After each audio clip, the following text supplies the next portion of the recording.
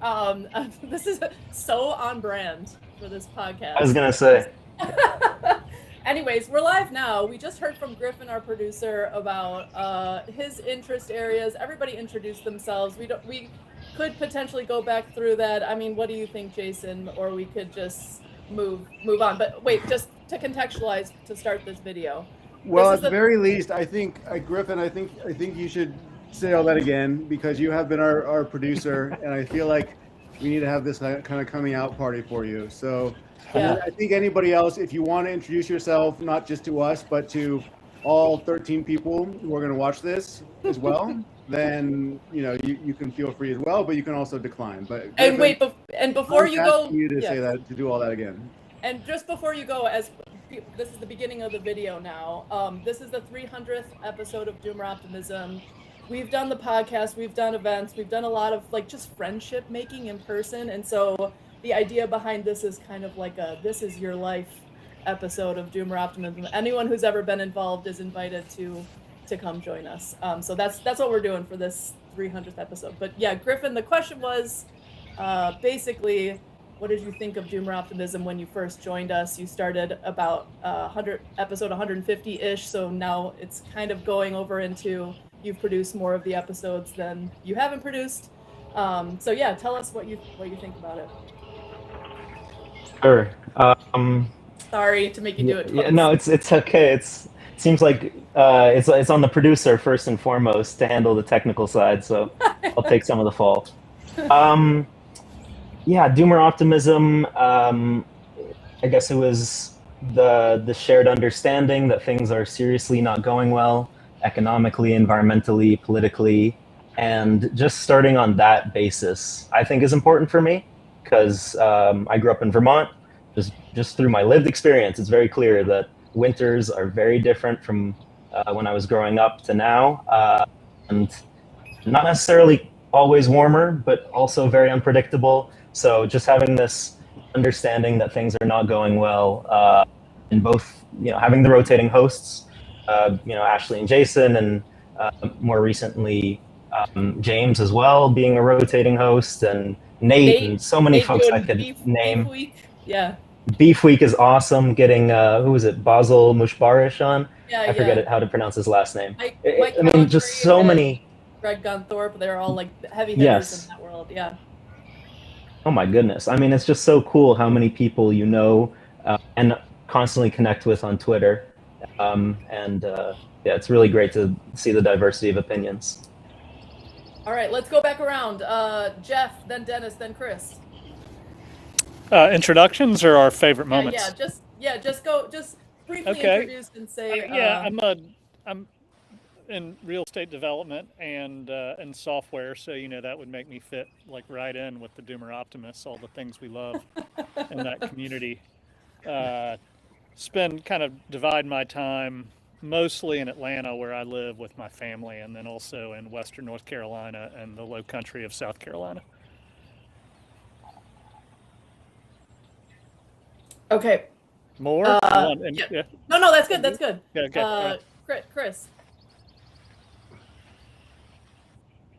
Doomer Optimism for several years, went to 3 of the box events, been a good friend of you, Ashley, for a long time. Just published a book, Resilient Citizens, just a few months ago. Thanks so much. Dennis.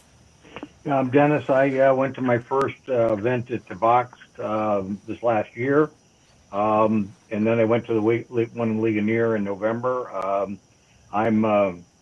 Right now I work for a college, working with incarcerated veterans, but I also have been involved in a lot of these issues over the time, and I agree with you, Griffin. There is a feeling out here that things just ain't right. Kara and Philip, old friends of the show, just showed up. We actually accidentally, and by we I mean me, didn't start recording immediately. So now we're going back around and briefly introducing ourselves and just saying how we're affiliated with the podcast / events. You guys want to go? Sure. Kara Philip Marshall.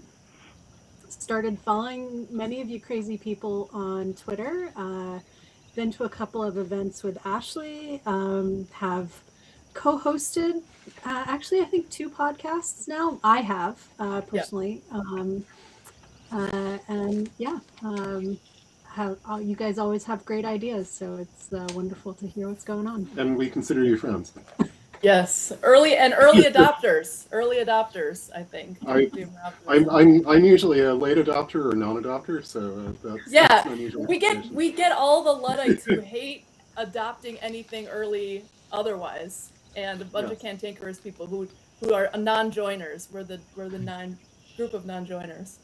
So we had talked about one thing we wanted to talk about on this episode is favorite stories from Doomer Optimism, whether it's like an interesting podcast episode you had, something interesting that happened at one of the events without divulging any secrets or breaking Chatham House rules, something that kind of sticks with you when you think of Doomer Optimism as a fond memory. And then eventually we would like to get to like future of Doomer Optimism conversation, but if anyone wants to start on a fond memory. I'll go. Okay.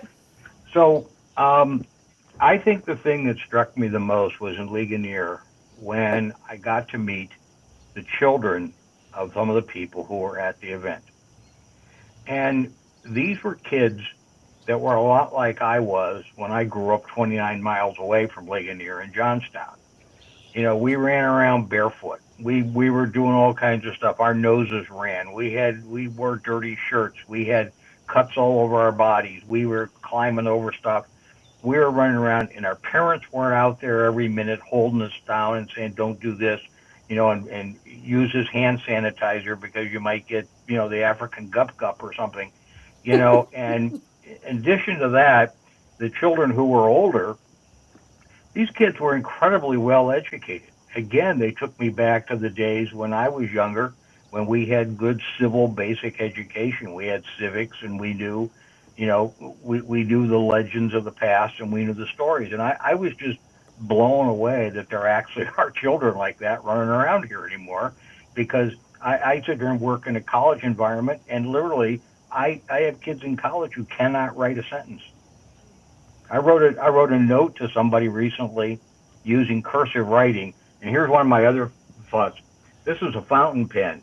I now write all my writing in a fountain pen. Okay, and I wrote a note in cursive writing with a fountain pen, and the kid brought it to me and asked me if I could read it to him because he had never in his life seen cursive handwriting. Oh. And he's 18 years old. Yeah. You know, so I mean, I was really that was warmed my heart in Ligonier, was to see the children. Yeah, one thing I decided early on with the first event we ever did was the Wagon Box, which was September 2023. I had this conversation with James, who was co-organizing it with me, and Seneca and Paul McNeil, about whether or not to have families, and we were like, we gotta have kids, we gotta have families, and it just makes the events so different with the kids running around, and it's not like this conference setting in an air-conditioned room that's like sterile, but instead it feels more alive, like, you know, serendipity can happen and kids can make friends with each other. And at the last camp out at the box, it was 150 people, and there were just little, like, basically crews of kids by age. It was like, you know, the preteens were together, the like 6 to 8 group, not all age segregated, but, you know, and then the littler kids were kind of like in a little kindergarten, and the older teens were like talking to each other. It was just so cute to see all these kids hanging out there and enjoying nature, and like we're all accommodating to that. That's what, you know, what we want to see. Anyways, thanks for sharing that. Yeah, go ahead, That's where the hope Chris. comes in too, Ashley. That's where the hope comes in. If you procreate because you want a better life for those that come after you. Yeah, exactly. Anyone else want to jump in with a story? I'd love to. Chris, you go ahead. Yeah, I'll jump in. The thing that I like the most about Doomer Optimism is that it does truly harken to me back to like Alexis de Tocqueville, and he talks about New England when he came over to visit and what was best about America.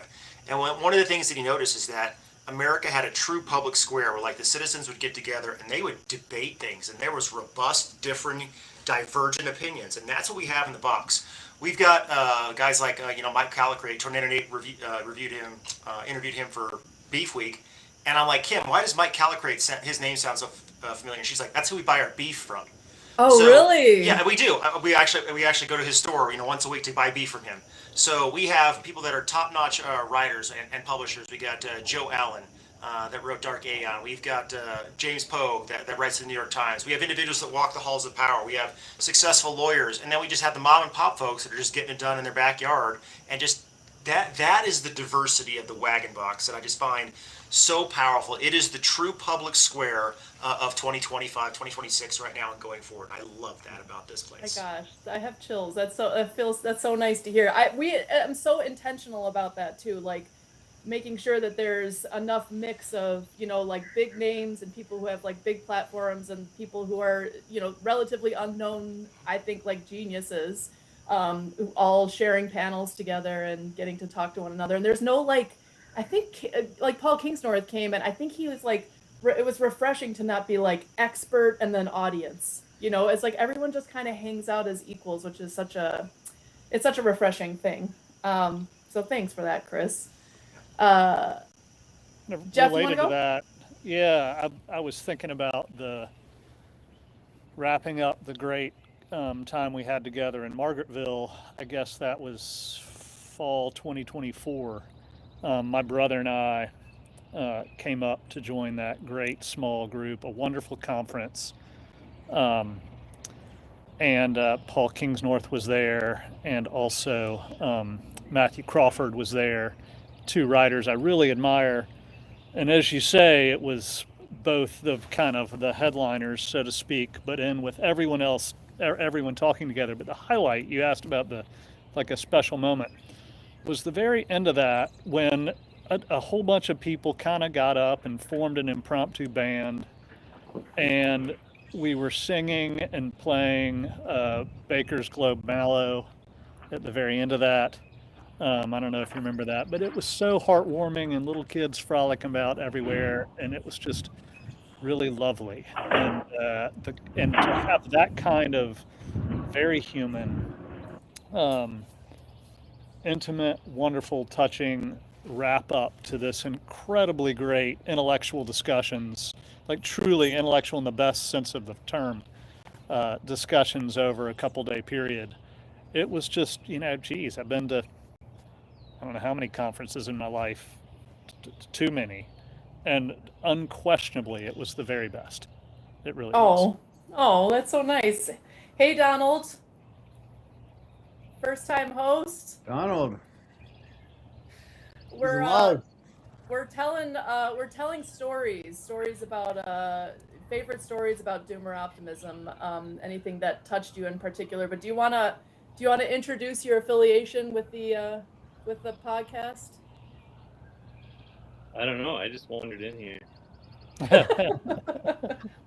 Got a guy Is Peter on the call? Peter's not here yet. No, I don't know if he's coming. James Okay, is coming. can someone tell me whether his idea about elephants is real? Meaning anyone's doing it, or meaning the idea is sound? I'm sure I know elephants are real. I've seen them. No, I mean his idea of using elephants to restore the oak savannas of North America. Is anyone doing that yet? No one's doing it. But the idea is that Peter's idea is that Barnum and Bailey was headquartered in Wisconsin, and that we know elephants can exist there, and we can sort of deforest North America and open up the oak savanna again using elephants. But I don't think anyone's on that yet. It's my favorite Doomer Optimist idea of them all, like by far. Nothing else is even close. Wow, thanks a lot, Donald. Can you buy a private elephant and just put it on your land? There's probably tons of laws against that, right? I'm sure there's laws against it, but can you breed elephants? I think they breed in captivity. The idea, though, is to open up vast spaces that are forested that we would have to use mechanical deforestation techniques to open up into savanna. So yeah, we'll ask Peter about that. Oh, James is here. Hi. Can you hear me? Yes, you look like Karen, I got your Christmas card, Karen. I got your Christmas card. Thank you. So a couple of points on the elephants. Philip, what was your point on? Well, so I wanted to make a semantic distinction as a PhD in forest ecology. You're talking about thinning, not deforestation. Deforestation You're is right, the you're right. elimination of forest cover. You were talking about thinning of forest cover. So Gotta have a pedantic fellow in the it crew. is a very important distinction. I think I would have actually eliminating said all the that. trees. You just want to remove some of them. Okay, and do you Philip, think it's do you think plausible, elephants are a plausible idea, Philip? yeah. In theoretical terms, yes. I mean, this isn't something that Peter just came up with himself. This has been sort of bopping around in the plant ecology literature for several decades. Okay. No one has been seriously talking about trying it, but it's been accepted that there's these missing megafauna in the American ecosystem, and that this has had long-term effects on forest structure, on plant distribution, and there's a whole suite of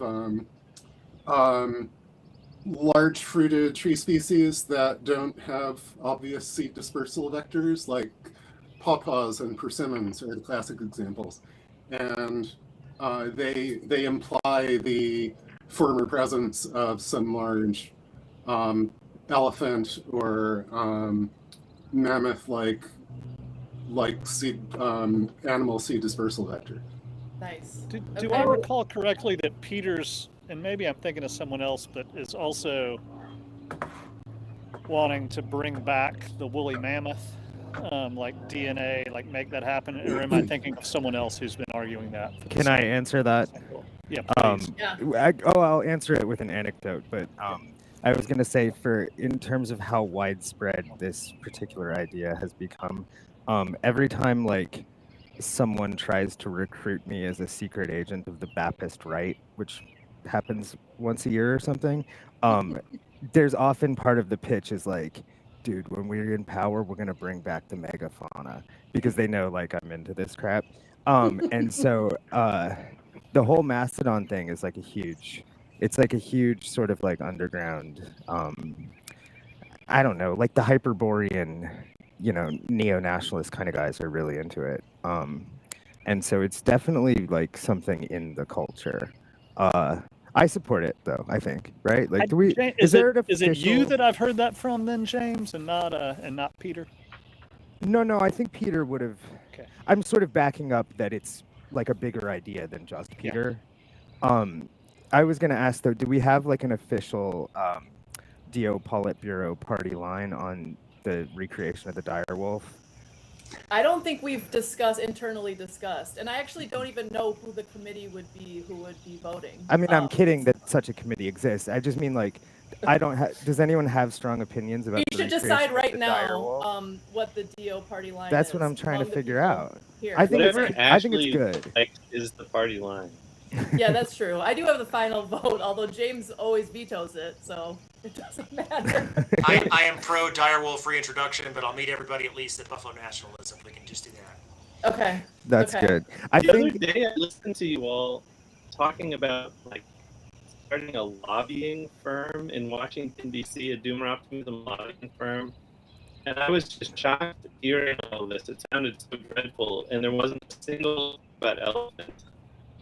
And I was listening to you all talk, and it didn't make any sense to me. So I just Donald, you have to start at ethanol. You don't start at elephants. If you're going to Washington, you don't start at elephants. You start at like ethanol, maybe some beef, and you work your way up to the elephants. The people in Washington want to eradicate farms. Well, who even cares about what the people in Washington think? Donald, I'm not going to have this conversation with you yet again, but I'm going to say that I have two very important political points about DO. One of which is that how like in Ireland, and I'm trying to think of other countries like this, but like I think in pre-Francoist Spain this was true as well, where like they have a government where people do stuff, and then they have like an old guy who's like a poet or like a retired like law professor who doesn't do anything or pay attention to anything, but can occasionally like veto everything the government did.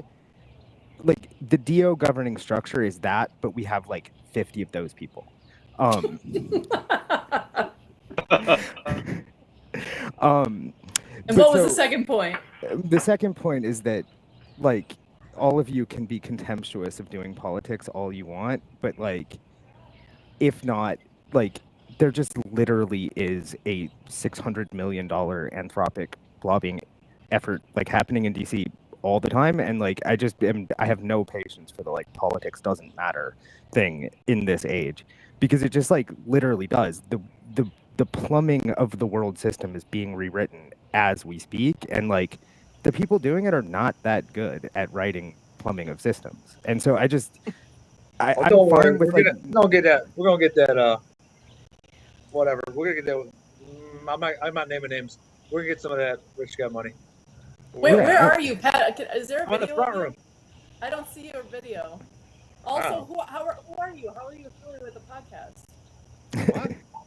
Senor who are you? Rizoma. It's in the title. Add my title. Actual executive director. Yeah, the acting. But I'm gonna say one more thing for the audience. It's not a lobbying firm. It's a think tank. It's the difference. Think tank. Because think tanks are actually like, okay, and then I'll get off my soapbox. No, but please, I've been go. doing all of this reading for this profile I'm writing about the Treasury Secretary and his efforts to rewrite the plumbing, and in the vein of me trying to perhaps like subtly persuade him to write it in a better way. But in order to do that, you have to like do a lot of stuff about like reading how the system works. And like Chris and I have talked about this previously at DO events, but like it's like a military system first, and then it's a financial system, and then it's like a system where like when the military guys are like, oh shoot, that war plan sucks, like they go to Brookings and there's a guy who's like an auxiliary of like not even the American state, but of like of the world power structure, who just gets paid $200,000 a year to sit there and be like, let's make the Canadian war plan like a little different this way, and like let's make sure to get Lockheed its money when we do.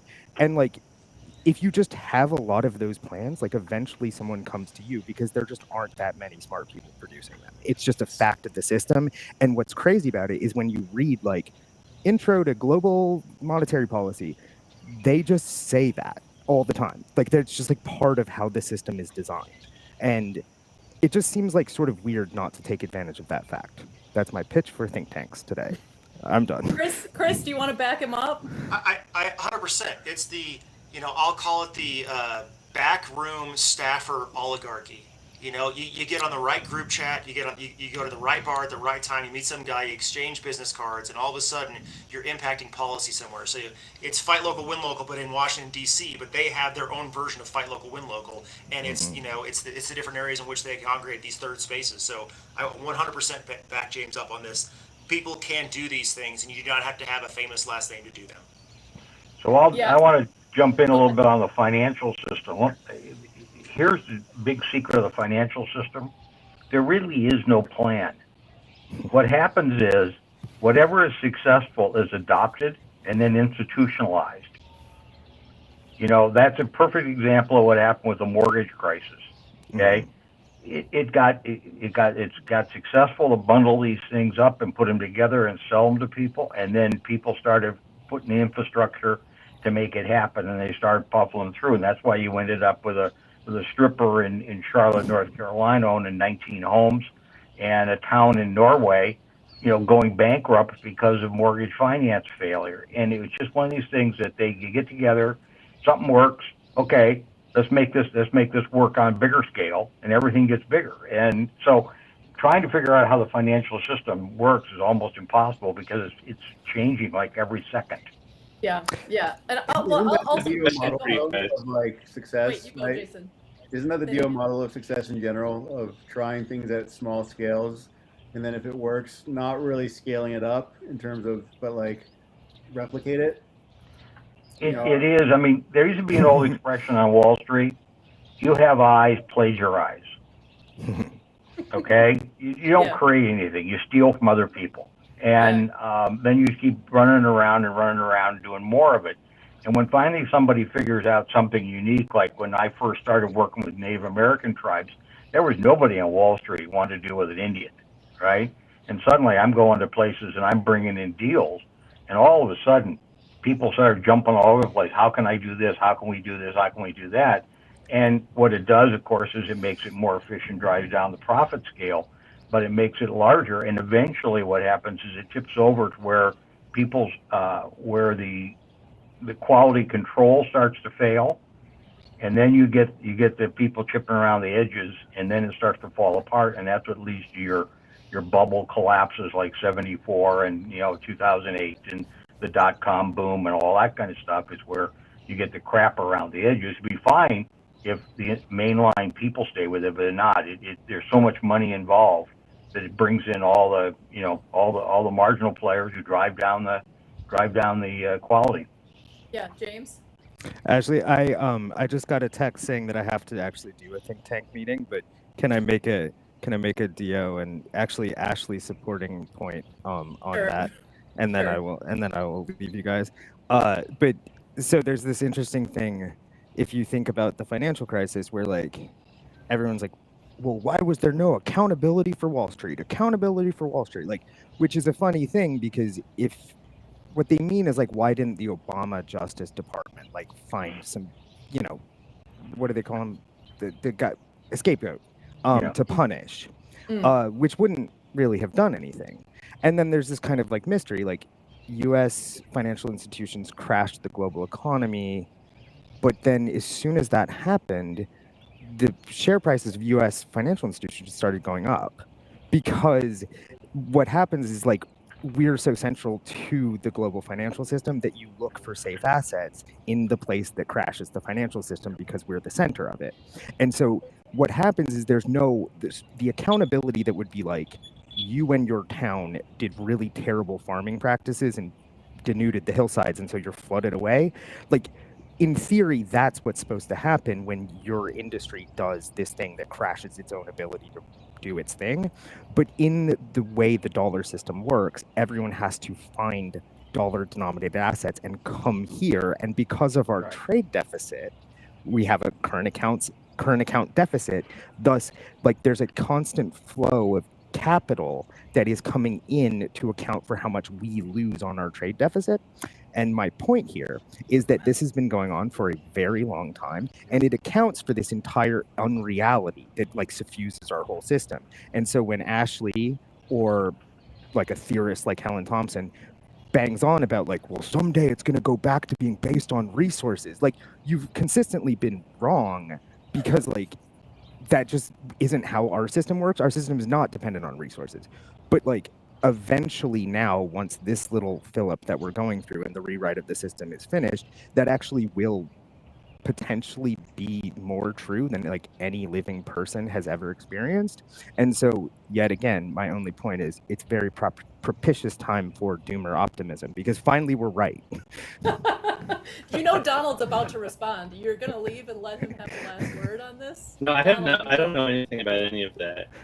I have to leave too, so I just wanted to throw something else out there. I started reading Eliezer Yudkowsky's book about how AI is going to kill everyone.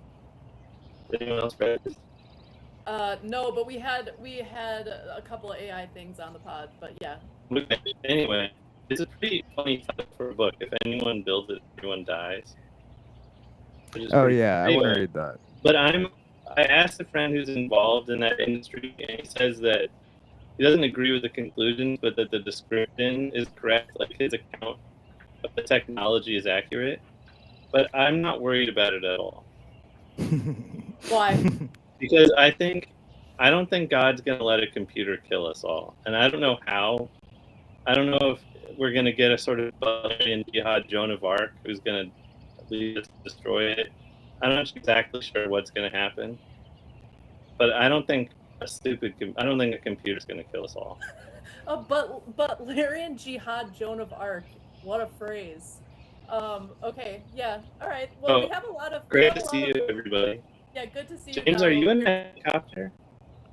What's that? Don, you're breaking up for me. I can't. Are you in a helicopter? Are you in a helicopter? No, I have a podcasting headset. You do look kind of like a pilot. I think it's cool. Yeah. I feel like I'm like locked in. Watch, I can mute it by doing. Now it's muted. Now I talk. It's analog mute. Yeah, I think it's Okay, cool. farewell, everybody. All right, bye, Donald. All right, Bye. Donald, He just always- see you. he Bye. loves Oh, to man, just he be the didn't wait for us to contrarian. say The bye. contrarian amongst contrarians. He's really top notch at that. James, I was gonna make him talk before he left, but now he's gone. So Pat, we've been doing before we got on that tangent, which of course Donald forced that conversation, but we've been talking about our favorite Doomer Optimism memories, something that stands out as a good memory. I'm just telling you that you don't have to be put on the spot, but anyone could tell a Doomer Optimism story, unless there's something else people want to, now that the two talkative ones are gone, want to have the final word on that debate we just had. Was that a debate? one I of- didn't. What did they disagree about? I think it's more like two ships passing in the night. Yeah, just like that. No, James' I'm, point actually was that you have a chance to actually be right, because I told you this too. You say this is going to happen, this is going to happen, this is never going to happen. These things, and you're often wrong, but this could be a time when you get to be right. But you have to be in the arena a little bit more. So anyway, those of you interested in think tanks, jump into our think tank meeting. We're working on making it actually real. Well, the other thing I'll defend myself against Donald about, which is I've said often, like, Doomer Optimism's not a political thing. And so just the idea of starting a think tank obviously is explicitly political, but it's really important. So I'm kind of betraying my former self in that way, but it's really driven by DO principles, which are, first of all, aggressively, either however you want to phrase it, nonpartisan or bipartisan. Like, we are going to have a set of ideas, and it's not going to be a Democrat think tank or a Yes, Republican. so that's think what tank. you meant to say. Just amend it. It's okay. We'll just do a little eraser function. But It's also, not politically partisan. yeah, but also, Yeah, would it be? I mean, is Doomer Optimism? Do you mean to say it's not partisan or it's not political? Because Well, I feel like a lot of it's political. I think a lot of it is political, and so, like, maybe Yeah. my former self saying it's not political was just saying it's not partisan, Mm-hmm. because a lot of the insights we have Edit have made. political implications. Were you going to say something, Pat? No, that's it. You did it. You edited it. We're good. We can move on now. That's I'm saying. As And far as also, it's not we not have political. It's not we have- partisan. yes, You got and then on top of it, the idea is to have these start with ideas with environment and agriculture, but then if funding continues to, this has always been the idea. Jason and I have talked about this forever. Funding projects, bioregional projects in areas, funding events in bioregions, so that people have like a sort of consciousness that they're part of the same movement in an area, and then they're doing something together, and it's that's a way. This has always been like my theory of change, that people are doing something physical together, usually material, and then they make friendships over that, and then they build identity around that. And actually, I won't reveal too much and quote anybody directly, but the point of it being an inflection point, you have people having conversations where they're saying no one has a positive vision of anything, and the rich people, like, don't know what to care about. That's true. As far as policy or a positive direction, they are lost also, and they've Right. admitted this, at least a couple individuals. So it's an inflection point, and you kind of have no choice. You have to do something, because, as James was saying, it's a bunch of people who don't really have that many good ideas, and they're thirsty for it. It's a bunch of what did I call it a while ago? I said the oligarchs are desperate for courtiers worth listening to. Patrick, I want to jump in here if I can for a second.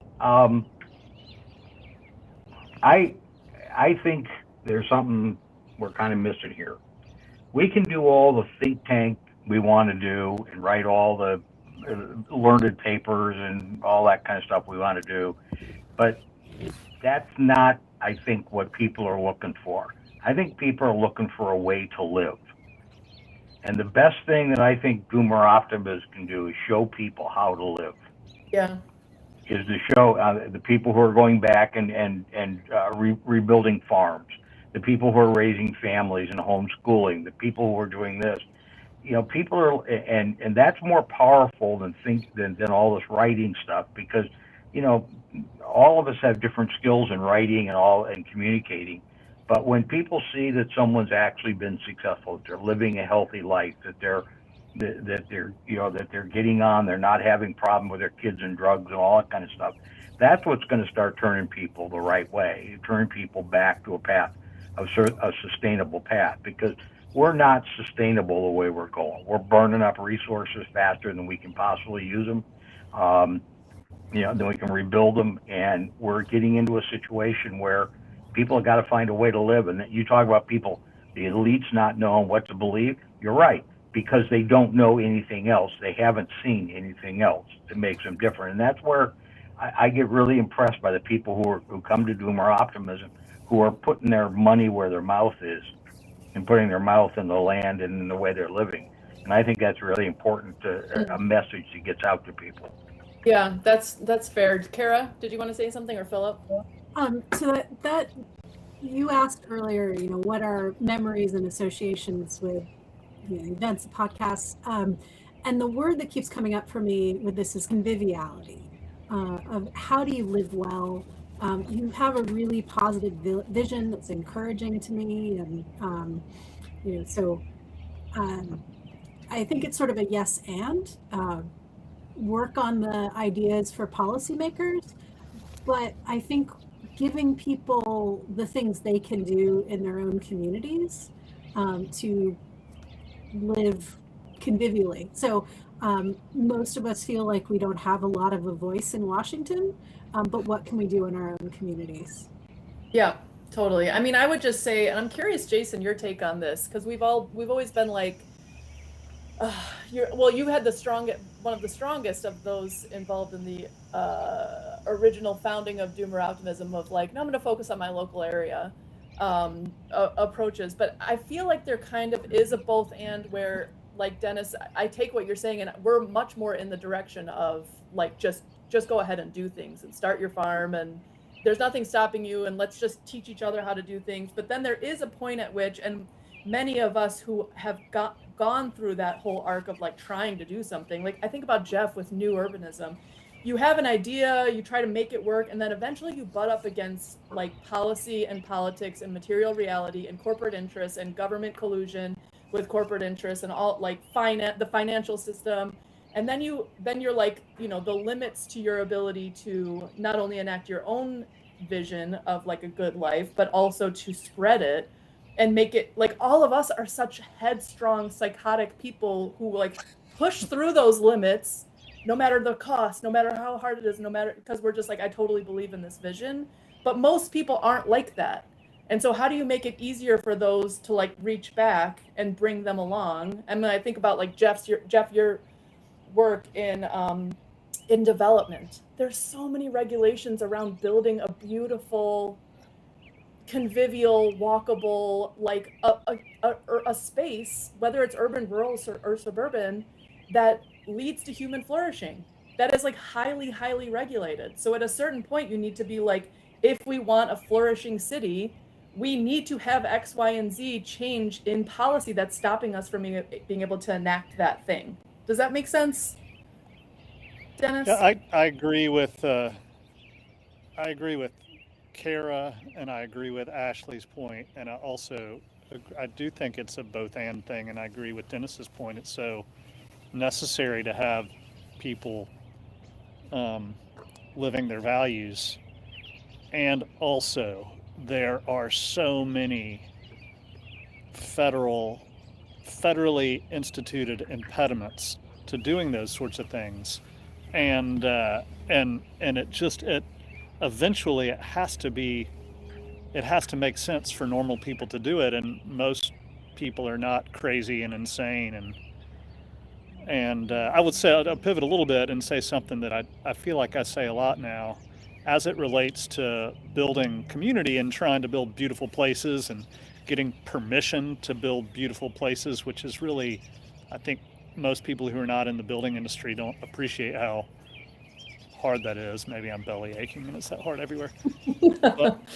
the tenor of conversations now versus 25 or 30 years ago is totally different. And if you're looking for a reason to be optimistic, like now there's sort of widespread or almost mainstream understanding that the big impediments to having beautiful, wonderful neighborhoods where you can walk where you want to go, or there might be a cafe right there, or like all these sorts of things. They're realizing the impediments aren't like greedy developers, that it's these stupid, terrible central planner regulations that were conceived of by Robert Moses and Corbusier and all these crazy people 100 years ago. And they're getting rid of them. Like those are going away. And I think that I see the same beginning to happen. It's not happening yet legislatively, but it's beginning to happen in the conversation in agriculture. And people are like, wait a second, like the reason it's all so messed up is not because farmers are stupid, or they're just doing the wrong things. Like the cards have been stacked against them doing great things and being able to do it in a way where they can make a wonderful living for themselves and their families. And so I'm super optimistic about these sort of things. Man, give it another 20 years and we're going to be in great shape.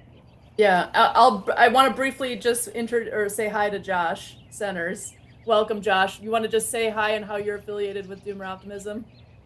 Yeah, hey everybody, good to see y'all. Some of y'all never met, but a lot of y'all I know and haven't seen for a few months. Let's see. Ashley and Pat and I, we've known each other for a few years. We're mutuals on Twitter, starting back during the COVID days, I think, or maybe even before that. And come out to Wagon Box a couple times. We've done a few hangouts, and just kind of hang out in the periphery here. Yeah, and Josh is like one of, I'm not going to say the exact story, but Josh is one of the examples I think of as something really good coming out of one of my events, where something, I don't know, maybe if you want to say it, I don't know whether or not, but one of the events led to a contact, which then led to a really cool career thing for him. And so I just think about that as like a, theory of change thing. Do you want to say what it is? Yeah, so my wife Hannah and I were working on this thing called Chapter House, and you can find out more at chapter.house. We have a mailing list, but long story short, we're building a homeschool curriculum. We're reprinting a bunch of classic children's books, cloth bound, new designs, new artwork, all that sort of stuff. We're working. I met Jonathan Keeperman at one of the Wagon Box things, and got to talking about this, and I asked him if they ever considered a homeschool curriculum, and that just kind of got the ball rolling. And so we're very close to starting pre-orders. We've got most of the books shipped off to the printer now. This has been a process. This has been going on for about a year and a half. We've been doing this. And so really the goal is to put out something really beautiful and literary in the world, and to get kids reading and to get kids, interested in books again. You've seen so many statistics about how, college freshmen are basically illiterate. And people just are not reading anymore, and especially men aren't reading. And so we're bringing back some of these old classic tales. We're gonna have children's versions of Beowulf, the Iliad, the Odyssey, Aesop's fables, Greek myths, all this great stuff that's sort of the building block of Western civilization. And we're hoping to put those in the homes in these beautiful editions that look great on your shelf. Yeah, so it's just cool that all started because he met somebody at the Wagon Box at Doomer Optimism, and then kind of just took it from there. Kara, you had a point before. Do you want to say it now? Sorry, no, my hand had been up from my previous point. So. Oh, okay. So wait, so I tried to pitch it, or I tried to toss it to Jason before, this tension between, to be a nerd, the Shire, and, whatever Washington D.C. is in Lord of the Rings. I'm not a nerd, so I don't know what it is. Yeah, I mean, all I have to say, I think I was right then, but I think you're right now. I think at some point we have to take it to the next level. I think we've built a good network. We've met so many great people. We've connected a lot of people. We've got a lot of great people doing great things. But what's next, right? Civilization or civilizational collapse is accelerating. We have to step up our game. So the question is, how do you do that without giving away your soul? That's always the question, right? I'm so like big money and big funders. Are they just boring people without any ideas and they're going to adopt everything we do, or are they going to use us as pawns in their games, to, I don't know, do whatever the elites do, which I think we're getting a better idea day after day. So yeah, I'm actually a little nervous about that with regard to, like, when you stay out of the arena, you can just kind of say, like, all the elites are swamp creatures and whatever, then you can kind of, like, keep yourself clean from such things. But once you get into it, it's like, am I being manipulated? Can I trust this person? And it's like, I'm nervous about navigating that. Not that, who knows where this will go. I'm wondering, since, oh yeah, go ahead, Jeff. What is an elite? What's the definition of an elite? Do you know, Jason? I would say networks of money and power, and you're tapped into networks of money and power. I think that's the definition of an elite. Well, and certain elites are not all elites are swamp creatures, but there is a subset of elites that are swamp creatures. Yeah. There could be good. I think there's many historical examples of good elites, right, who do good things for society, and then what would be one of those? Like Rockefeller, not that he was Really? completely good, but founding like universities, libraries, all that kind of well, stuff. I mean, don't dig too deep on that guy. You can do good with your elite status, even if you got there via, because this is the other thing, like, to start a think tank, you need to get funding. And the sources we're talking about are all these people that you have in mind. Carnegie. You want Rockefeller instead of Carnegie? Amateur move. Why did you jump in, Pat? You always come after the fact. My hands were. You can't correct me. Just jump in and say the right thing. Anyways, I think I was being kind of provocative, but I think there are plenty of I shouldn't say plenty. I should say there are enough extremely wealthy people who have their heads screwed on straight and a genuine desire to see the world begin pointing in a direction that's really good for us all, that whose ideas, thoughts, disposition would align with a lot of doomer optimism type folks. Yeah, I think so. I think you're right. Yeah, that's the hope. That's the hope. We are talking. Going back to what was that fellow's name? Dennis's point, right? So, Dennis. what do you assuming we have a lot of funding and we have paid staff and stuff. Okay, so we have a think tank. We're putting out interesting papers that 13 people read. I keep using that term 13 for some reason. That is our audience. Yeah. So funding, maybe this could be a group exercise, right? Funding events, paying Ashley to host these wonderful events that she does. Perhaps, giving out grants for cool regional projects that people are doing. But, how do we actually take it to the next level? Like, we've talked about it internally and we keep hitting our heads against the walls, but like, you guys, what do you guys think? If we are to take this next level, if we are to start getting some money, however we get it, how do we take DO to the next level to be really awesome?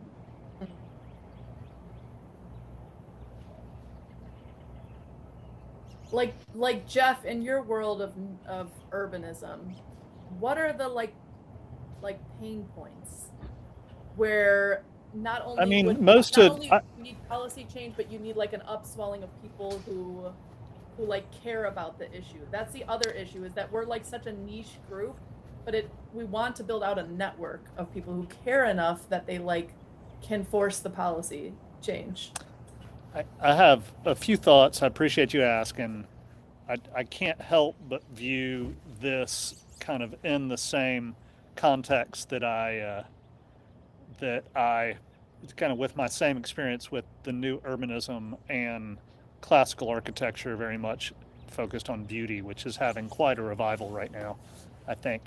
And that there were two sides they have begun to be successful and they have a long way to go, but there have been two sides of the new urbanists, sort of out of that, or maybe adjacent to that, came the strong townspeople. You've had Chuck Marone on the podcast. I think Kara, you interviewed him, right? Did you? That was great. Yeah. and then you also have the YIMBY movement kind of expanding out of that. They're all sort of different things, but you've had all these different vectors of groups talking about the same thing, like, hey, or it's not the same thing, but similar things, and hitting it from different angles. And at the same time, you've had the financial unsustainability of the current kind of development pattern for states and cities economically, and so they're starting to feel pressure. And I feel like those things are beginning to happen with the larger things around that Doomer Optimism is talking about. And I don't know if that's helpful to say. It's probably not. I'm rambling a bit, but no, it is helpful. I do think something I'll say. I hate to say this, but I think the name might be kind of anti-marketing. Well, we have a different name for the think tank. I don't know whether or not I'm allowed to say what it is. Okay, I don't want to ask you to know. You're the Yeah, actual executive directors putting well, the because James wants it to be like a big splash where we like announce it all at once, and then everybody hears it. Although since our audience is so small, and maybe I'll say no. Anyways, No. I think Doomer it's. That has I not been think proved the yet. I think the idea of having a name that could potentially maybe be a little more broadly appealing might be good. That's the idea. When I share the term and how much affinity I have for the Doomer Optimist, people look at me really funny. Yeah, it doesn't. Okay, it's not a load. The current workshop one is not that loaded. It's more.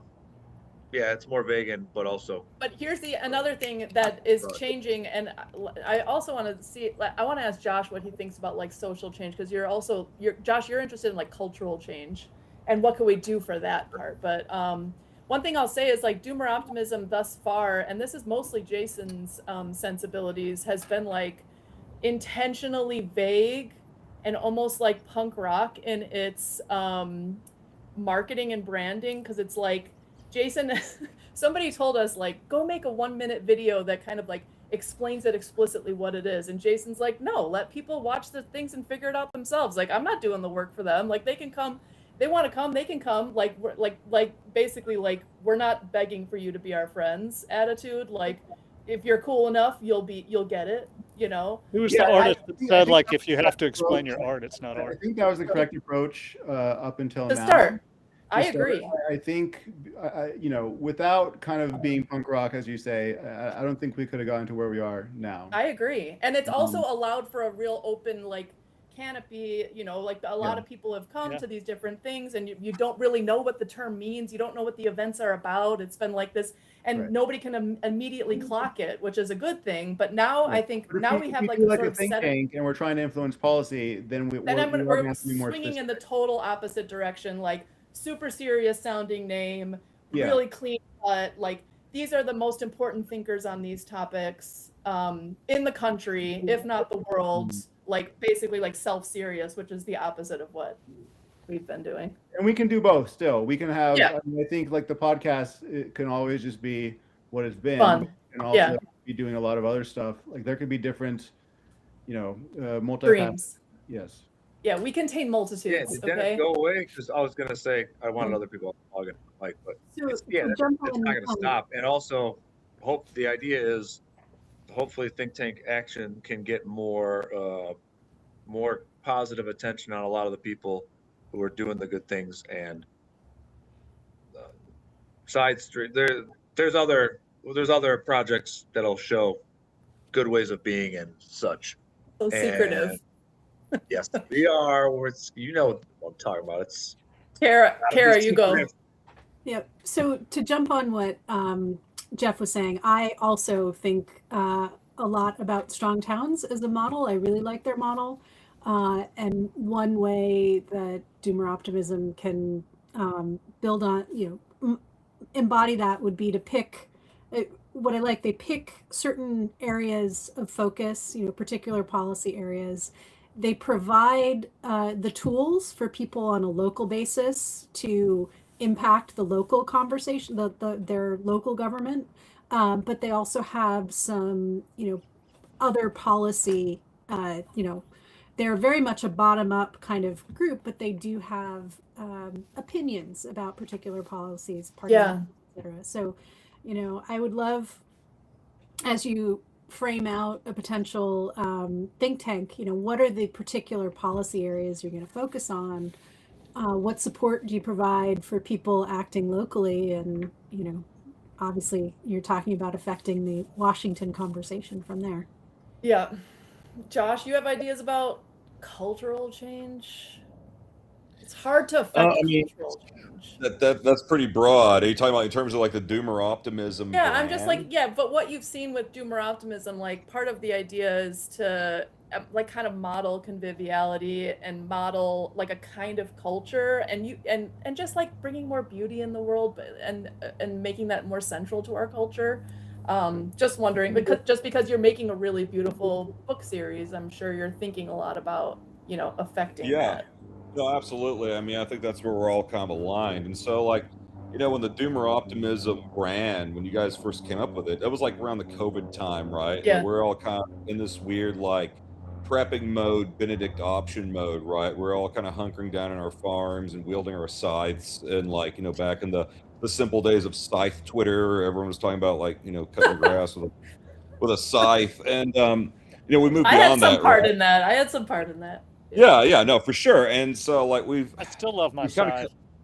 yeah, mine's hanging in my building. I need to sharpen it.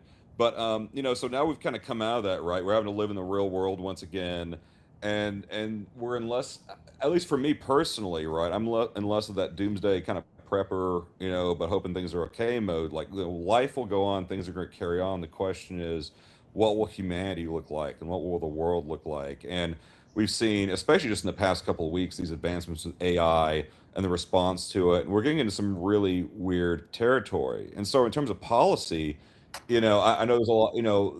Mostly like the emphasis has been on like architecture, which I think is great. We have hideous buildings. I mean, you're there in Chicago with that, where that thing Obama's building, that monstrosity, and agriculture. And we've gotten some political movement on that, not as much as I would like. But also, I think education is an important factor in this too, right? Yeah. Because like for instance, I'm seeing these stories, just anecdotes really about like, oh, I have to buy an $800 iPad for my kid because the school says we have to have an iPad. And it's like, why is that necessary? Why are we frying children's brains with this stuff unnecessarily? Well, like today, so we homeschool, but my son's in a middle school baseball program, and he was told he has to bring an iPhone on Tuesday for a concussion test. I'm not quite sure how an iPhone enables a concussion test. But yeah, so that's the thing we're trying to figure out, because I'm definitely not buying a 12-year-old an iPhone to take a concussion test, because I have not myself had a concussion, right? And so I think one of the things we need to do, like in terms of a think tank, is look at the education layer and like, okay, what are we teaching children? How are we teaching them, right? There's just been, well, it's funny, we've had this big emphasis the past few years on STEM, science, technology, engineering, and math, and kind of turning these kids into automatons. Right. And now what's funny is the deep irony is with AI, all the coding and engineering prowess people developed is practically useless, because I can go to Claude Code, I can go to Codex, and I can use the English language and clearly outline, this is the program I want to develop. These are this is the interface I want to build, and you can vibe code that in a matter of hours, right? So the trivium is going to be more important than the algorithm, it seems like, going forward, at least the next 5-10 years, right? So we need to I think we need to go back to that. We need to go back to those human elements, because I think even in an AI world, as we develop these machines that can understand us like a person can, and they're here whether we want them here or not, right? Understanding that human form of communication, I think, becomes more important than ever. Yeah, no, I agree. And I was actually just talking to somebody today who started an education think tank and had this kind of like weird breakthrough where he's now like, wow, all my education policy I was advocating for as like a rationalist was basically like the most accelerated learning for the high achievers at the expense of all else. And he was like, now I'm like, kids need time in nature. They need time chasing butterflies. I'm like, oh my, yeah, duh. Anyway, so he's like now changing his whole idea about education, which is like, well, who do we want to educate? what kind of society do we want to be? What kind of citizens do we want to raise? Like, On- I love on that. Right, and culture there's a lot topic, more to it. Oh, Go sorry. ahead, Josh. No, you Yeah, go please. ahead. Oh, I was going to say, one of the things we need to remember too when it comes to education is there's, if you look at education historically, it's a lot more than just raw knowledge and just raw processing and logic, right? Like, I started reading Undaunted Courage, which is by Stephen Ambrose, which is a biography of Meriwether Lewis, and I kind of got stuck very early on because it talked about his education as a Virginia planter, and of course he learned, the basics of running a plantation. But there's all these other social aspects that he was taught that we do not discuss in schools. Like, for instance, one of the main things he was expected to learn is how to dance and how to play cards, because that's how you engage socially back then, right? And that's just as important as knowing how to run the farm, right? Did So y'all not have and I see. cotillion in school? No, I mean, they have a dance, but they don't learn any formal dance. You'd have to go We, somewhere we specific learned for square that. dancing. I don't know if that's still a thing or not. That was apparently Henry We Ford's learned thing. that in grade school, Foxtrot, in public shag. school. Yeah. Yeah, in public But school. I know so many kids in their 20s, well, not really kids, they're like young adults, and they're just completely socially inept, right? We all see this, right? The incels, people who just don't really know how to function in society despite Yeah. having a lot of times a college education. And so I think one of the big things that's been missing from education over the past 30, maybe even 40 years is just like how to behave like a human, right? How to be a social person. And that's Right. that's something to bring back. I know, totally. And I just want to plug, Joe Allen just started a group, an organization called Humans First. And it's kind of like the AI and tech equivalent of Doomer Optimism. I just talked to him today, and he was like, it's like not nonpartisan or pan-partisan, however you want to say it, and it's just got like, like all these issues that basically appeal to both sides who are concerned about this future, and they're doing like a, kind of like, I don't know, traveling town hall meeting. So I'm excited about that for him. I'm like, it's Cover totally of Time magazine also. Time magazine. Our guy Yeah. on the cover of Time. Um, What a world. On the question of culture, I Yeah. feel like, and I have my biases here, and I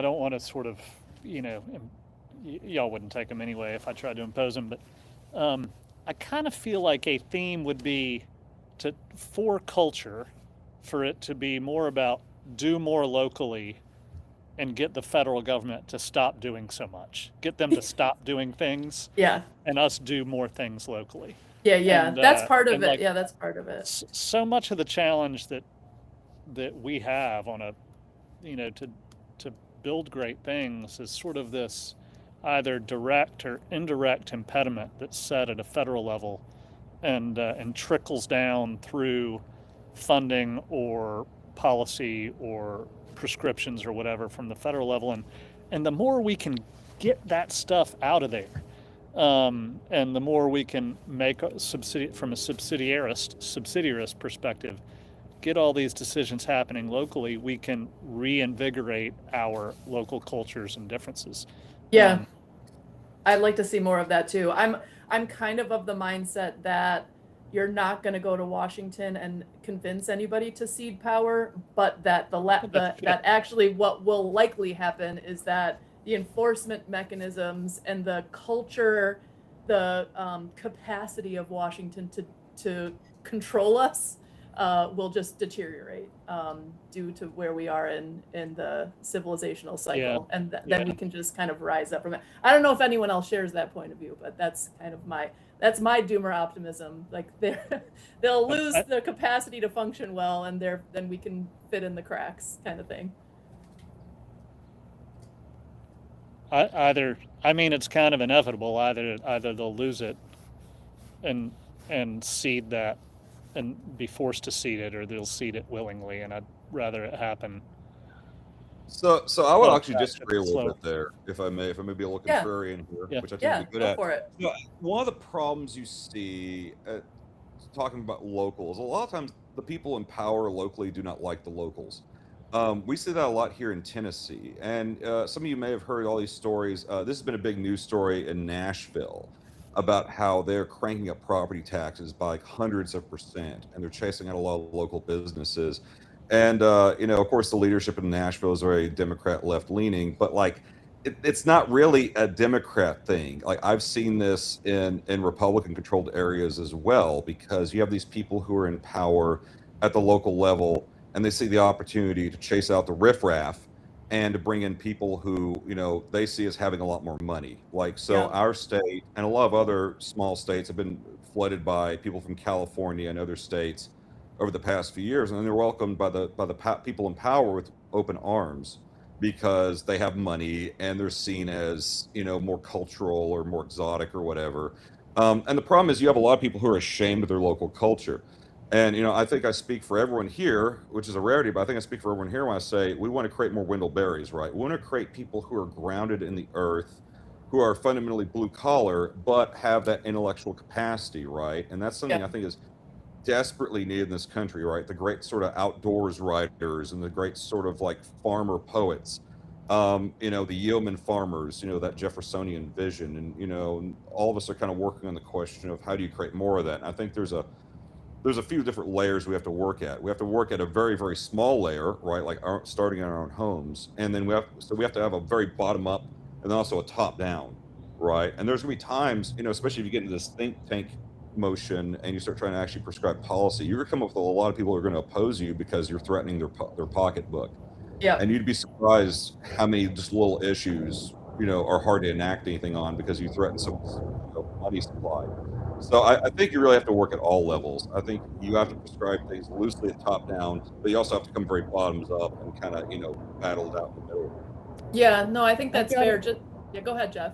I appreciate that challenge of affluent outsiders being lured into your local area and beginning to dominate the agenda. But what is a better alternative than battling that battling that new, I hate to frame it as an enemy, but battling that new force on the local level? Like asking the federal government to get involved to solve that problem sounds terrible. Like that No, sounds I don't like think he's suggesting like that. But that just would be that it's a more complex set of issues. Like, it is, yeah. And I think like the other thing, what I was thinking of with Josh was talking was just the other day I was talking to my neighbor, and she was saying like, so in Chicago we say pop, but everywhere else they say soda, or most other places, unless it's the South, I guess you guys say Coke, or I don't know. Yeah, Anyways, right. that doesn't exist to me. That's outside my purview. But I'm telling her I say pop, like we say pop. I've always said pop, and she said she's worked in like marketing and like industry enough that she started to adopt saying soda, and now to her it sounds like trashy to say pop. It's like, who says pop? That's so trashy. Like you're so, but like the homogenous global thing sounds fancier and nicer. And so I think like just speaking to Josh's point, like having an internal sense that like your culture is fine. It's not just fine, but like cool. It's good. It's good to be different. It's good to say pop when everybody else says soda. And that's just such a silly, right.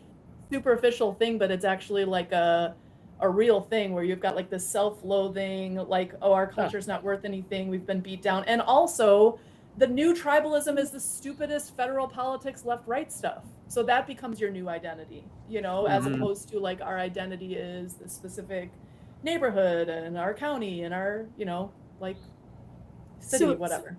How do we celebrate the local? How do we create a place for that? And like in local elections here last fall, the federal issues dominated, and that tribal partisanship in ways that kind of don't make sense to me, of like why, other than there's a lot of power that comes down, but when you're voting for somebody who's on the board of selectmen, does that federal policy really play out that much? So can Doomer Optimism, or whatever its new incarnation will be, create a way to celebrate those local differences and provide a little bit of a platform and a little bit of aura and I shouldn't use slang, I don't really know, a little bit of sparkle and excitement around Riz. you know, Vibe. whatever that means. But about that Yeah. like thinking about the roll and gun on Twitter a few years back had these threads of just celebrating local accents. I work for a company that's based out of Boston, and our CEO has an outrageous Boston accent, and I love it. And how do you find those moments? And I know, and like, I mean, I feel like the point of our events, and especially like we want to go in this direction of like bio-regional events, specifically like this one in Ligonier, where like we want a lot of Pennsylvania people. Like, tell us Pennsylvania stories. Tell us like we're in the northern part of Appalachia, but like tell us Appalachia stories. Tell us like about your people. Tell us these stories, and like I think it's that's one thing, and just like more opportunities to do that. And then secondarily, my theory is always basically that you've got to work together on a project. I've got this story in my dissertation about the chicken keepers of Chicago. I've told this story a million times, but basically like all these people started keeping chickens because they thought it would be a good thing. They wanted fresh eggs. Then a city council person, which is called an alderman here in Chicago, tried to threaten to take it away, and they all rose up to defend their rights for backyard chickens. And it was like a real aha moment to me. Like, they care about a material thing, a specific thing, and it's not like, hey, let's go to a degrowth meeting. Let's go, and I'm like looking at Griffin. Let's go to a DSA meeting and talk theoretically about like the future of a world that's degrowth where we use less energy. It's not all of that in chickens. I actually just want the chickens to be able to remain in my backyard, rather than like, I want a degrowth future. So you actually have to like get a constituency who cares about the Ohio River watershed, for example. Like, okay, we're all Ohio River people. We care about this watershed. Let's do policy on cleaning it up. And then, farm policy so we don't have runoff in it. All of a sudden now you've got a constituency who sees themselves as like a local group. That's my theory, at least, about how we can do it. We'll see if we actually pull anything off. Before we end, I think I got to push back a little bit. I mean, DSA in this city has done some incredible things in the last 12 months. Organizing 100,000 volunteers in New York City. Okay. Yeah, and we already have several $1 billion allocated for universal childcare. So, I mean, we hit the ground and hit the doors. Yeah, and I'm rooting for you. I think it's from the state, from Kathy Hochul, and it's actually not fully funded, unfortunately. It's still just 2K, so I think pre-K for 2-year-olds, and it's not the full campaign promise quite yet, but I mean, I'm headed up to Albany on Wednesday with thousands of other folks to protest. We got to raise taxes on somebody, right? And hopefully it's not the property taxes as was proposed in the preliminary budget on Tuesday of this week. So, I lead canvasses every week for this congressional campaign in New York 13. And, this time last year, I was more spreadsheet brained, to use a term that we love here at Doomer Optimism. And I was doing policy for the government in Vermont, which was great. But since moving to New York, and really getting involved and leading canvases and talking to my neighbors, it's very empowering. And hopefully we do win some material benefits for the working people. So, okay, fair pushback, because actually you do need people doing that kind of canvassing work if you actually want to get anyone elected. And you do need, politics, which was the whole point I was, making earlier and contradicting myself. So that's fair. That's fair. I was just, making this contrast. Well, good luck, because the rent's probably just going to go up. Well, anyway, but yes, no, don't say that. Don't say that. Also, I'm just laughing so hard. Whatever. Two things. Josh and Griffin could not be more different politically, and it's just so funny that we're both on the same call. Also, I want to say hi to Steven, our old producer. Steven Griffin's our new producer. So yeah, I trained. Yeah, I gave Griffin a little training, and yeah. So how are you, Steven? The sensei. Oh, I'm doing well. I just got off of a sales training call, and I'm working on making money in the system that I think is crumbling away. But I'm learning a lot about value and service and things like that, and who knows what'll happen. But Nice. yeah, it's kind of Nice. interesting, exciting, and definitely putting me through the psychological ringer.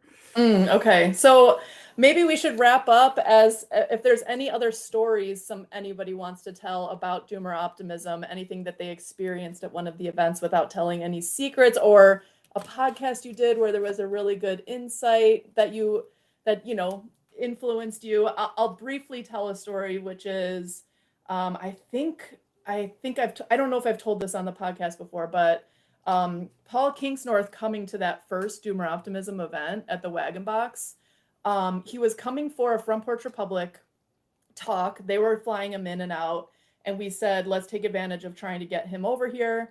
Paul McNeil knew the Front Porch Republic people, so he asked them to put us in touch with Paul. So Paul was my conduit to Paul Kingsnorth. Paul McNeil was. And this whole time, I'm just assuming Paul McNeil's coordinating all the logistics. The plan was to drive from the Front Porch Republic event in Madison, Wisconsin to the Wagon Box in Story, Wyoming, together with Paul Kingsnorth, me and my daughter Lucia. For some reason, Pat, you were with the other two somewhere, maybe a camp, summer camp or something. No, I don't know where. Anyways, you weren't there. So it was me and Lucia, Andy and Katura Hickman. It was October. I was in Uruguay. I met you there. Oh, okay. Yeah, that's right. And Gord. So that was our caravan. And we show up at this Front Porch Republic conference. I hadn't met anyone before. I'm meeting everyone for the first time. I knew them online and met Paul Kingsnorth for the first time. I didn't know his work that much. He was there with his family. So I meet him. I'm like, oh, hey, I'm sure Paul McNeil's kept you abreast of the plans for our travel. He's like, no, I don't know anything. So Paul Kingsnorth knew nothing about what we were doing. And I'm like, oh my gosh, he doesn't know who we are, what we're doing, or where we're going, or who's going to be there. This is crazy. And it's crazy he said yes to that. So then I'm rapidly trying to tell him okay, we're renting 2 cars. These are the people who are riding with us. They're safe. I think, although I am just meeting them for the first time off the internet. And we did this crazy caravan where we stopped at the Corn Palace and Mount Rushmore with the Kingsnorths. It was Paul Kingsnorth's first time in America since 2001 or something. And he was saying he thought of America as McDonald's and globalization. And now he's seeing the West for its, it's the glory of the West and the Western American cowboy. And it was just super cool. It's super cool. He said yes. We came out there. It was small group of people. I was frantically emailing him articles people had written just so he knows that we're all normal people or real people and not total weirdos. You're real people. Anyways, it was just a fun and cool story to be on that caravan out with Paul Kingsnorth, whose star has really risen in recent years. So that was fun. I'll leave it up to anyone else who wants to tell any stories about a podcast they've done or event memory. No, Josh and Pat, you must have an event memory you want to share from one of the conferences. That you're allowed to share is the hard part. Yeah, that's a challenge, ain't it? I don't know. What kind of conferences are you having that you can't? You got all these. Well, secrets. we have Chatham House rules, so we say you don't want to reveal what people said, whatever. I mean, you could tell the story about how you got in trouble, Josh, but I don't know. We should probably keep that inside baseball. I will say that the open mic nights are always memorable, especially that first Wagon Box I first came to. Everyone drunkenly singing, what was the song? We're singing all the George Jones songs. That was a hoot. Yeah. I gotta be honest. The first Wagon Box was October 2023, and I never met Gord before, and I was just shoveling snow with Gord. We were just moving firewood, making coffee. We were just kind of like butlers, and that's where our bromance started. So no homo, but a little homo. And it was fun running around like crazy, right? Yeah, we were useful. We felt very useful. It's nice to feel useful. Yeah. I also remember that first one, it snowed a ton, and Paul McNeil has this stream running through the property. He always says, we're doing a cold plunge at 8 a.m. and sauna.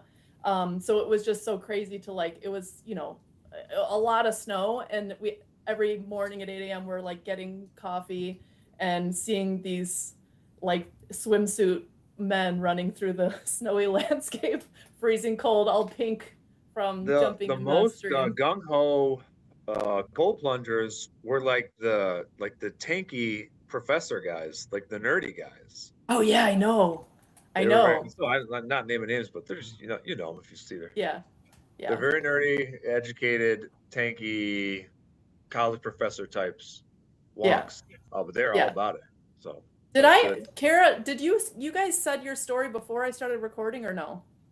You said a story about the events or your memory. No, I think we joined after you started recording. Okay. Okay. Okay. Yeah. But I think at the Margaretville event, so we moved to a property in Connecticut in 2000 and discovered there's a 2020. Sorry, 2020. Another round number, yeah. Round number. Yes. 2000 feels like not that long ago. Anyway, moved here. It's off by half my lifetime. No big deal. We have a stand of mature Chinese chestnuts, and I have just fallen in love with eating chestnuts. And so the Margaretville event was in October, so we brought chestnuts and made them, and we had an Airbnb, and Couture Hickman came, and we hung out, and she helped me peel the chestnuts and cook them, and it was just a lovely time. And then we came to the potluck. Oh, I love that. Yeah. I mean, like, that's the other thing. Like, you got to eat together. You got to sing together. You got to have kids running around. It's just like, it's essential. You can't, like, it actually drives me crazy if this last event, there was somebody who came just for the talk and then left their talk. And I was like, no, that's not what you do at Doomer Optimism events. You have to hang, man. You gotta hang out. The talks are not the important part at all. I mean, they're just something to bring up, but it's like the more important thing is eating together and hanging out. Anything else, Griffin or Steven, you want to share thoughts about Doomer Optimism? We're basically just like, memories that you have that stick with you about Doomer Optimism, and or Steven, you missed this discussion, like the future of Doomer Optimism. How do we advance our agenda in the world? Anything either of you want to add? The Crusades. Well, I'm so glad I saw this. I've been mulling over trying to like put enough energy into hosting, interviewing some people, creating some content for the show, and I haven't had enough ambition to actually do that yet. But I remember probably the last time, like I was on with Joe Brewer.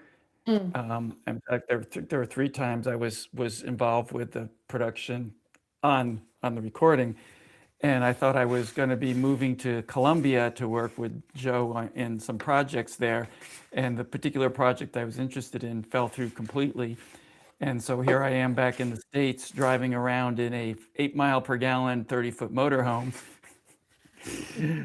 trying to figure out what's next in my life. So it's been very interesting, and trying to get myself lined up to drive out to one of the gatherings, and hasn't had that work yet. But I think what you say, Ashley, as far as getting these in-person gatherings, are particularly important. And what I've seen with Joe and the community of his design school for regenerating Earth, he's got communities popping up all over the globe of people working to regenerate their regions. And I think the same sort of kind of model with the Doomer Optimism community is those local communities that can start to form, even if it's having to drive to another state. I think that's really, really important. Cool. I love that. Yeah, it's basically echoing exactly what we said before you popped on. So, Griffin, anything you want to add before we go on the importance of politics now that you're so into politics or whatever? Oh, goodness. I don't know, I think that it's an interesting time. It seems like we have a bit of a anti-establishment movement, not just in the US, but particularly in the Democratic Party. And there's going to be a lot of changes in 2026 specifically. And it's going to be exciting to see where this goes, all in the lead up to what will probably be our 48th president. But who knows? Maybe he'll choose to stay on for another set of 4 years. But it's going to be a very interesting 26 in the run up to 28. Yeah. And I'm buckled in and very excited for this ride. And I'm excited to follow along and watch it all with all you wonderful people. And it's been a joy to produce this podcast for now 2.5 years. I can't wait for number 400. Oh man, that's so nice. All right, well, we'll end with that. Do you want to say something, Stephen? Well, I just I haven't listened to the podcast for a while, and I really want to. I just have so much information. So this to me is sort of reconnecting to see what happens. And there was a moment where I was like, well, what if Griffin's still around? And what if he's still editing the podcast? Like I haven't seen any other than I know you post your own stuff on social, Griffin. I've seen some of that pop up, but at some point something connected. It's like, oh, awesome, he's still around. Because I'm one who, like what I did here is I kind of kick things off and then I get bored and I want to go off and do something else. And so I'm so glad that I was able to pass things on to you with production and that you've stuck with it. Because I think that can be an important piece of cohesiveness. I mean, there's Ashley and Jason and well, Trace seems like he's back around, so like, it's just nice to have continuity in a community through time. Yeah. And one thing I will say, like, I mean, what I've noticed about how like neighborhood communities work, it's like, and families, people kind of come and go, but you always have space for them to come home, And so like, I like the idea. It's like once you're in, I say this like after somebody's been interviewed who I really like Doomer Optimism is Hotel California. You can never leave. You're always like you're always part of it. You're part of the club, and you're always welcome back. As even if you stray away. I've actually had some enemies come back and become friends again. So you never know. On a long enough timeline, everybody decides they were wrong to become my enemy, and they always become my friend. Anyways, on that note, to my friends, thank you guys all for showing up. Thank you for everyone who came and went. Dio, I can't believe we're at 300 episodes. It's crazy. Hold on, Ashley, hold on. Go get that balloon. I have a balloon for you. I was gonna pull it in earlier, but I couldn't get that computer to work. All right. I love you. So cute. Valentine balloon. Go DO. 300 episodes. Woo! Happy Valentine's month, everybody. On that note, I'm embarrassed. Bye. Thanks, Ashley, for everything.